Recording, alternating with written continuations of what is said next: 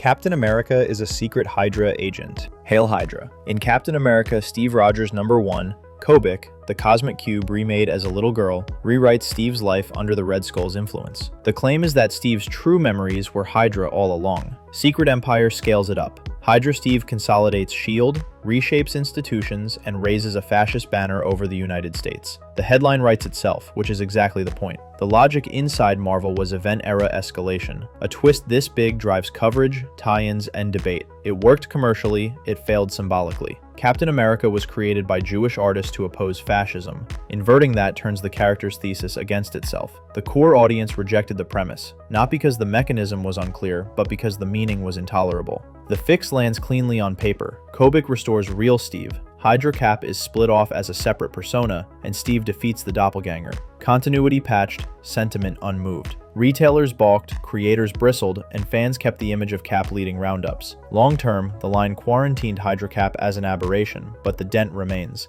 Every earnest speech from Steve now carries a shadow. Iron Man was a double agent for Kang. The crossing yanks the floor out from Tony Stark. Across Iron Man number 319 through 325 in Avengers tie-ins, murders and sabotage are retroactively laid at Tony's feet under Kang's manipulation. The solution is the infamous pivot. Adult Tony dies and a time-plucked teen Tony takes his place. It's not redemption, not recovery, an outright swap. Why do it? The mid-90s fixation on youth pivots in edgier tones. Editorial needed a refresh that looked modern. The price was institutional credibility. If Tony's been compromised for years, do the Avengers' victories mean what we thought? Readers felt the brand itself got gaslit. Even inside Marvel, creators pushed back. The character assassination label stuck fast. Audience reaction was ugly. Fans didn't see a bold arc, they saw the undermining of a founder to chase trends. Sales bumps aside, the long-term verdict arrived fast. Heroes Reborn/Return restored a recognizable Tony and buried the crossing as a cautionary tale. The lesson editorial took is hard to miss. Don't invert a pillar's morality without a precise rebuild plan and a finite window. Otherwise, you're not evolving the character, you're burning trust. Iron Man was a double agent for Kang. Justice League's use of mind-wiping. Identity Crisis reframes the past as a secret scandal. After Dr. Light assaults Sue Dibney, a subset of the League votes to mind-wipe him. Batman discovers it, refuses, and gets mind-wiped too. The story positions the bright Silver/Bronze Age as a veneer over extra-legal tactics. It's a clean needle. Inject gritty realism into icons by retrofitting authoritarian choices. The fallout is heavy. The League's moral high ground hollows out, and Batman's paranoia is recontextualized as evidence-based. You didn't create a flaw, you validated it. There's a second wound, using sexual violence as the hinge for a continuity rewrite. Fans and pros objected to both, the sleight of hand with the team's ethics and the shock value handling of trauma. It did its job commercially and set the tone for a decade of distrust across DC. Infinite Crisis leveraged the cracks, and later books kept the tension in the air even when they stopped naming the incident. Eventually, runs de-emphasized the specifics to let teams breathe again, but the stain explains many brittle alliances that followed. The pattern holds. Inject darkness retroactively, then spend years writing around the aftertaste. Peter Parker's Bone Claws. This one's a ghost story told in forums. Wolverine origin canonizes bone claws. The other and mid-200 Spider-Man arcs flirt with organic changes, totem lore, stingers, organic webbing, while the Raimi films cement the organic idea for casual fans. Somewhere in that stew, people started repeating that Spider-Man has bone claws, or natural stingers, as a baseline mutation. There isn't a formal retcon that installs this, just meme drift, wiki fuzz, and one-off gags melting into fact. Why it annoys readers who care. Spider-Man's identity is equal parts biology and brain. Mechanical web shooters aren't just a gadget, they're a statement. Peter solves problems with intellect, iteration, and design.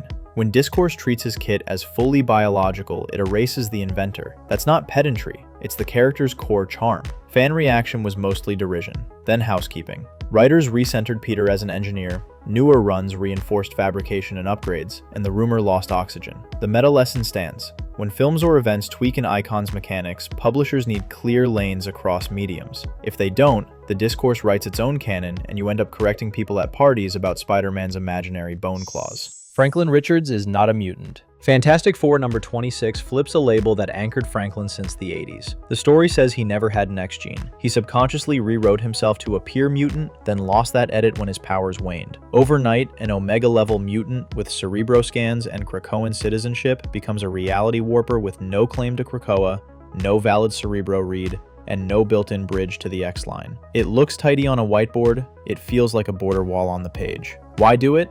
Franchise gravity. Krakoa's pull is strong. Resurrection, sovereignty, culture. Leaving Franklin mutant risked relocating a core Fantastic Four character into X-space, so this retcon fences him back. The cost is credibility. If Cerebro and decades of stories can be waved off as self-delusion, what else bends that easily? Readers saw IP management dressed as psychology. Fan reaction skewed negative, resentment over erasing cross-family history and choking off future X ties. Long-term, writers left enough ambiguity to reopen the door, but functionally the move limits team-ups and dulls a potent connective thread between Marvel's first family and mutant nationhood. Moira Mactaggert is a mutant with reincarnation powers. House of X number 2 reframes decades in one reveal.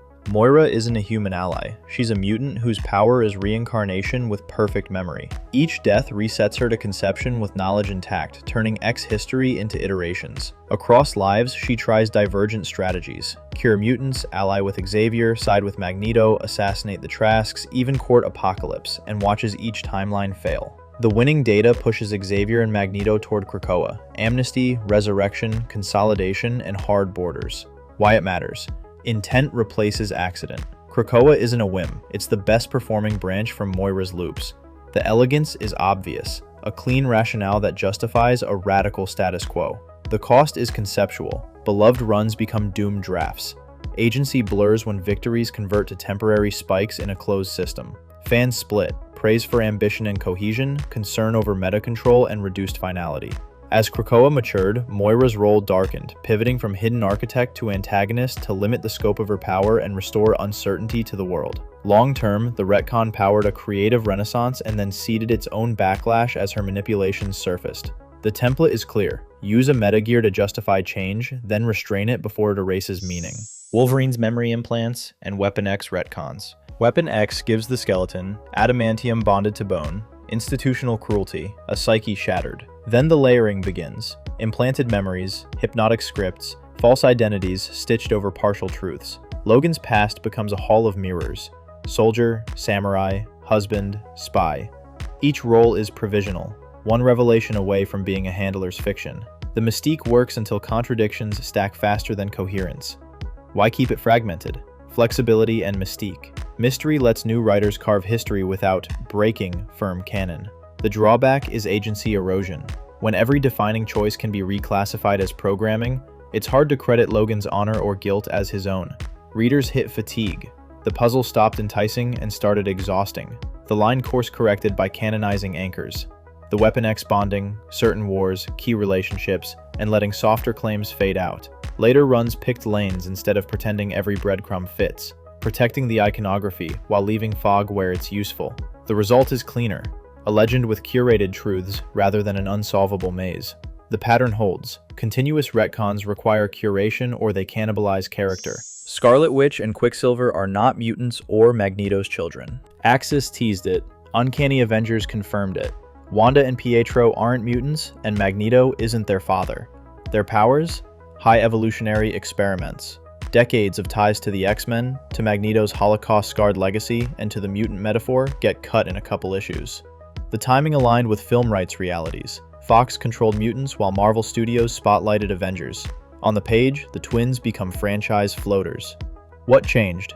House of M's emotional load shrinks when the architect of no more mutants isn't a mutant. Magneto's complicated fatherhood evaporates, taking with it a vein of moral drama that made all three characters richer.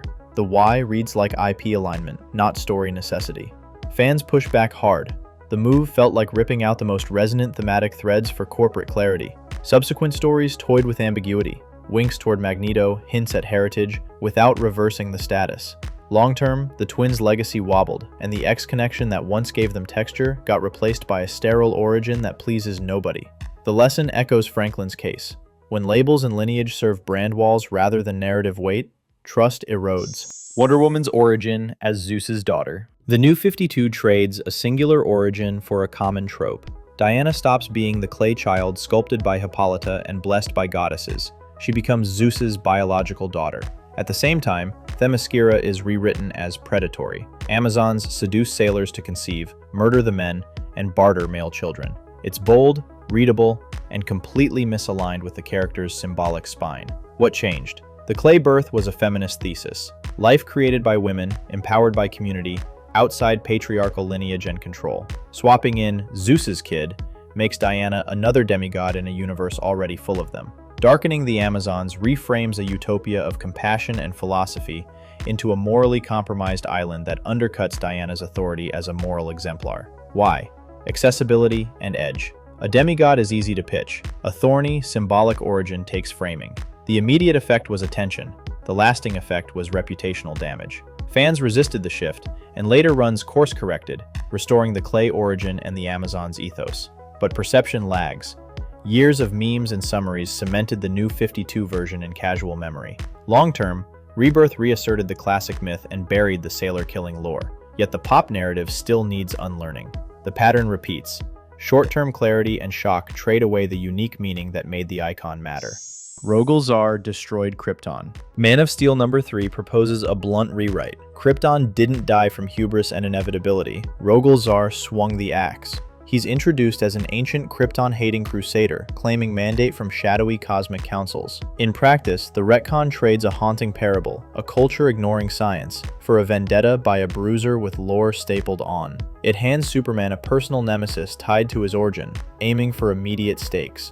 Why it frustrated readers. The elegy matters. Krypton's failure warned about complacency and the cost of ignoring warnings. Recasting that as targeted murder flattens the allegory into revenge plotting. The tonal echo is Doomsday with backstory, strong, angry, and thin. The arc delivered motion, fights, fallout, House of L disruption, but little resonance. Backlash pushed the idea to the margins. Subsequent creators diluted Zar's primacy, spotlighted natural instability again, and let the traditional reading reassert itself. Long-term, fandom treats Zar did it as a detour, not destination. The takeaway is clear. Making the tragedy smaller to make the villain bigger reduces Superman's origin. If Krypton falls because of one man's swing, it stops being a universal lesson and becomes one more grudge match. The Speed Force retcon. Flash Rebirth reframes a mystery into a monument. Barry Allen doesn't just tap the Speed Force, he generates it. The lightning that struck him becomes the spark that powers every speedster, past and future. It's myth-build with a purpose. Restore Barry as the franchise's center after years with Wally West in the lead. The lore elevates him to prime mover, a living source code for motion. Why it rankled fans. Legacy compression. Jay Garrick, Wally West, Bart Allen each earned place and power. Making Barry the fountain reduces peers to derivatives, and it tangles causality. If Barry creates the field that empowered Jay, what empowered Barry? The answer spirals into metaphysics that drag simple stories toward cosmic bookkeeping. Writers later softened the edges, treating the Speed Force as an extra-dimensional constant that Barry channels and amplifies rather than births, spreading credit across eras and easing the hierarchy strain. But the impression stuck. A top-down recentering that read like editorial preference over organic evolution. Long-term, the franchise thrives when it shares the track. Barry as pillar, Wally as heart, Jay as roots. Make one the source of all, and you risk turning a living legacy into a ladder. Hawkman's post-crisis history. Zero Hour aimed to fix Hawkman by fusing contradictions. Golden Age Carter Hall, Silver Age Qatar Hall, and the Thanagarian Hawk God concept were braided into a single entity, a metaphysical composite wearing a familiar silhouette. On paper, that resolves Earth 2 archaeologist, space cop, and reincarnation cycles. In practice, it produced a character made of competing memories, unstable identity, and continuity riddles no new reader could parse. The motive made sense: post-crisis cleanup. Hawkman had multiple origins that contradicted each other across reboots and retellings. Editorial tried a grand unify and move on solution. The problem is readability. Without a clear core, every appearance slowed for explanation. The character became a continuity seminar with wings on. Fans checked out, creators struggled, and the brand stalled. Years later, selective restoration rescued the idea that always worked. Reincarnated lovers across time, cursed to return and remember. Add Thanagarian history as a chapter, not a merger, and give each version space to breathe. Rebirth leaned into that, stabilizing the myth with curated anchors and letting the unhelpful fusion fade. The caution is obvious. You can't fix complexity by stacking it taller. You prune, you define, you choose. The New 52 DC Universe reboot. After Flashpoint, DC detonated continuity and launched 52 new number ones. The premise? 5 years of compressed history, redesigned aesthetics, and modern tones across the board. For new readers, it was a clean door. For longtime readers, it was a locked one. Marriages disappeared. Lois and Clark, Green Arrow and Black Canary. Histories collapsed. Teen Titans lineage, JSA legacy, Batman's crowded Robin timeline squeezed into an implausible span. Why it worked short-term? Clarity and novelty. Sales spiked, buzz surged, and some books thrived with fresh starts. Why it soured? Legacy is DC's superpower. Generations, mentorship, and accumulated bonds are the emotional engine. Erasing them for uniform accessibility swapped identity for sheen. It also created silent burdens. Writers forced to re-explain relationships without the weight that once made them meaningful. Fan reactions split at launch and drifted negative as the cost mounted. Within years, Rebirth restored tone, relationships, and histories where possible, trying to keep successful New 52 elements while patching trust. The long-term impact wasn't just continuity scars, it was skepticism. Every fresh start now gets weighed against the fear of lost investment. That's the lesson. A universe is more than a catalog. Strip it to simplify, and you hollow out what people returned for. Gwen Stacy had an affair and twins with Norman Osborn. Sins Past rewires a cornerstone tragedy into scandal. It claims Gwen Stacy secretly slept with Norman Osborn, bore twins in Europe, and that the Goblin's formula accelerated their aging. The retcon transforms Gwen from emblem of lost innocence into a character with a hidden, sensationalized subplot that pins her death to Norman's control more than the Green Goblin's malice and Peter's failure. It's not daring, it's corrosive. The intended effect was shock and adult drama. The result was revulsion. Fans rejected the characterization. It felt alien to Gwen's history and cheap in its tabloid framing. It also weaponized her memory against Peter, dragging the entire supporting cast into a soap twist that clashed with Spider-Man's core themes of responsibility and grief. Backlash was immediate and lasting. Later stories tried to blunt it, suggesting manipulation, walking details back, or quietly ignoring it, culminating in soft reversals that treated the twins as a misstep in continuity rather than a pillar. The stain lingers in discourse because it targeted the bedrock of Peter's pathos. The pattern aligns with the worst retcons on this list, chasing short-term noise by violating a character's defining role. When you bend symbols for a headline, you break trust. And trust is the only continuity that actually keeps readers coming back. Peter Parker and Mary Jane Watson's marriage is erased. One more day takes a scalpel to Spider-Man's adulthood. After Aunt May is shot, Mephisto offers a bargain, her life in exchange for erasing Peter and Mary Jane's marriage from history. It restores the secret identity and resets Peter to single status, clean for new readers, catastrophic for character continuity. Decades of growth vanish by fiat, not choice. Why it happened? An editorial mandate for relatable Spider-Man. A married Peter, in this logic, narrows story options. The move delivered a fresh slate and short-term clarity. The cost was trust. Fans didn't see a daring tragedy. They saw a corporate reset wearing devil horns. It recast a rich partnership, two adults weathering life, into a forbidden memory neither character can acknowledge. Reader response was overwhelmingly negative. The romantic gravity never left. Runs kept circling back with teases, alternates, and near reversals. Brand New Day established the new rules, Renew Your Vows showed the path not taken, later arcs kept poking the wound. The longer it stayed undone, the more narrative contortions piled up to avoid simply letting them choose each other. Long-term impact. The marriage remains erased in mainline canon, but the audience behaves like it's canon-adjacent inevitability. That tension defines modern Spider-Man discourse. Story energy spent managing a choice readers never bought.